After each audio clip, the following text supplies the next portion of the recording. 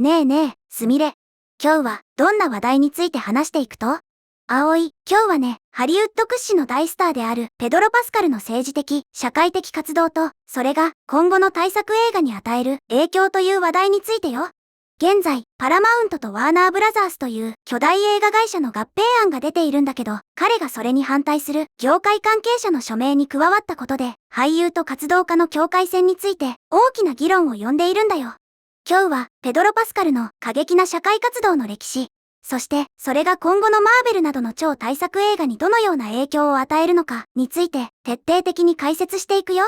ペドロ・パスカルって最近よく名前ば聞く俳優さんやね。巨大企業の合併に反対ってなんや正義の味方気取りやね。なんで反対しとうと？今月13日にニューヨークタイムズに掲載された公開書簡によるとね、この合併が承認されれば、業界の健全性、独立性、多様性が著しく損なわれると主張しているんだよ。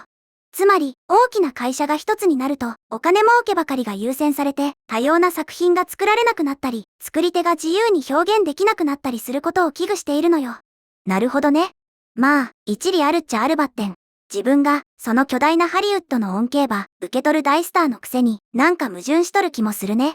近年、ペドロ・パスカルは、現実とは言い難いものの、理論上は、ハリウッド屈指の大スターとしての地位を確立していて、2025年には、数々の大作映画やテレビシリーズで、重要な役を演じているんだよ。でも、同時に、彼は、進歩的な政治的、社会的活動を積極的に支持し続けているの。今回のパラマウントとワーナーの合併反対の動きも、単発的なものではなくて、より広範で一貫した傾向の一部なんだよ。俳優なんやから演技に集中すればよかとにね。そんなに政治的なことばっかり言っとって自分の仕事に響かんと？まさにそこが問題になっているのよ。ペドロ・パスカルの社会活動が最終的に彼のキャリアや彼が代表するブランドに利益をもたらすのかどうか、業界内でも疑問視する声が上がっているんだよ。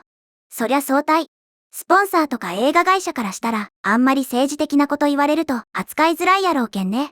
そういえば、前にディズニーの作品で、なんか政治的なこと言って、クビになった女優さんがおらんかった？よく覚えているね、葵。2021年に、ジーナ・カラーノという女優さんが、マンダロリアンという作品を降板させられた事件のことだね。彼女は、政治的右派への敵意を、歴史的な迫害になぞらえたソーシャルメディアへの投稿をしたことが、原因でクビになったのよ。当時のディズニーとルーカスフィルムは彼女の投稿を忌まわしく容認できないと厳しく評価したんだよ。で、それがペドロ・パスカルとどう関係あると？実は、それから3年後のことなんだけど、ジーナ・カラーノは元雇用主であるディズニーなどを相手取って訴訟を起こしたんだよ。その訴訟の中で彼女は共演者のペドロ・パスカルも1930年代から1940年代のドイツとの類似点を指摘する政治的な内容をソーシャルメディアで共有していたのに、私と同様の処罰を受けていないと主張したのよ。なんそれ。完全にダブルスタンダードやん。ディズニーは自分たちに都合のよか意見だけ許すってこと？腹黒か。その通りだよ、葵。彼女が解雇された当時も一部のファンからはそれはダブルスタンダードだと指摘する声が上がっていたの。ペドロ・パスカルはその後物議を醸した投稿の一部を削除したんだけど、それでも政治的、社会的な問題について発言を続けるのを一切やめていないんだよ。ねえねえ、みんなもこのダブルスタンダード問題どう思うと？ハリウッドの闇は深かばい。で、ここでみんなにお願いがあるの。もし、この動画が面白いなって思ったら、ぜひ、チャンネル登録と、グッドボタン、高評価を押してね。これからも、葵の鋭い毒舌で、ズバズバ切っていくけん。面白かって思ったら、今のうちに、チャンネル登録と、グッドボタン、高評価をポチッと押しとってね。それじゃあ、ペドロ・パスカルの、その後の活動について、続きを見ていくよ。彼は反省するどころか、昨年は頻繁に注目を集める中で、ほぼあらゆる機会を捉えて、自身の見解を公に表明したんだよ。自分からトラブルに突っ込んでいくスタイルなんやね。どんなこと言っとると？例えば、昨年の5月、カンヌ国際映画祭で国際報道陣に対して、彼は自身の政治的立場を批判する人々に対し、露骨に下品な言葉で反論したの。お前らを怖がらせようとする奴らはクソだと彼は言ったんだよ。さらに、恐怖こそが奴らの勝ち方だ。自分を表現し続け、奴らに勝たせるな、と熱弁を振るったのよ。国際映画祭で、クソだ、で、口が悪か。周りの記者もドン引きしたっちゃない？本当にそうだよね。実は、この時、彼は自身が出演したエディントンへようこそという映画の宣伝をしていたの。でも、この映画は一部の批評家から保守派への直接的な攻撃だと評されてしまって、結果的に映画は興行的に大失敗に終わったんだよ。なんと、2500万ドルの制作費に対して、興行収入はわずか1300万ドルにとどまってしまったのよ。うわぁ、大赤字やん。政治的なメッセージば強めすぎて、お客さんが逃げたんやね。映画の宣伝の場で喧嘩売るとか、ダサか。他にはなんかやらかしとると？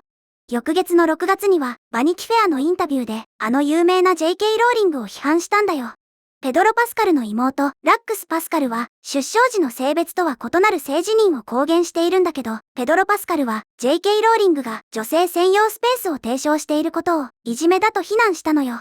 大物作家にまで噛みつくとか、命知らずやね。これはね、J.K. ローリングが以前ソーシャルメディアに投稿した内容に対する反論だったの。実は、その J.K. ローリングの投稿の中で、ペドロ・パスカルが以前、英国最高裁判所が平等法における男性と女性の法的定義は生物学的性別に基づくと認めた判決に対して、J.K. ローリングが喜んだ反応を示したことを、卑劣な敗者の行動と呼んでいたことが明かされていたんだよ。なんか泥沼の言い争いやね。ジェンダーの問題はデリケートやけん。大スターが首ば突っ込むと余計ややこしくなる場合。さらに、7月には、ペドロ・パスカルは、再び、ジェンダー関連の政治活動に身を投じたの。今度は、大作映画、ファンタスティック4、ファーストステップスのベルリンプレミアでのことだよ。彼は、この映画で、リード・リチャーズという主役を演じているんだけど、人々を守ることは重要だ。特に、自分自身の体で、そして、自分が望んで生まれたわけではない世界で生きる権利を求めている人々を守ることは重要だと、スピーチしたんだよ。映画のプレミアの晴れ舞台で、また、政治の話？お客さんは、純粋に映画ば楽しみに来とるのに、空気読めんばい。そこが、葵の言う通りで、一部の評論家からも、厳しい意見が出ているのよ。ニッチな観客層をターゲットにした、A24 制作のアートハウス映画である、エディントンへようこそならまだしも、ファンタスティック4、ファーストステップスは、マーベル・シネマティック・ユニバース、いわゆる MCU の新時代を切り開くことを意図した超大作だからね。一部の評論家は、パスカルが意見を述べるのは自由だが、いつ、どこでそれを表明するかが重要だと指摘しているんだよ。そりゃ相対。ディズニーやマーベルからしたら、余計なこと言って、ファンば怒らせんでくれって、ヒヤヒヤもんやろね。この出来事は、エンターテインメントと社会活動の重なり合いが強まっていることも反映しているんだよ。スクリーン外での彼の知名度が高まるにつれて、俳優と活動家という区別は、ますます曖昧になってきているの。